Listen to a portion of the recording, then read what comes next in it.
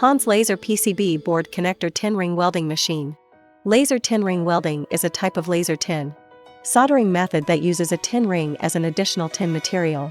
First, load the tin ring onto the soldering pad through the feeding mechanism, and then laser acts on the solder joint to complete the welding.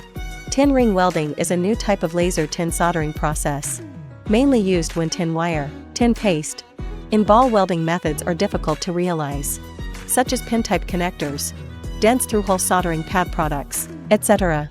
In addition, it can also be used for the welding of some components, electronic parts, SMT, etc. Hans laser tin ring welding equipment has been widely used in the welding process of PCB board connectors, which can solve the welding problem of millimeter wave radar product components in the automotive electronics industry. Processing sample.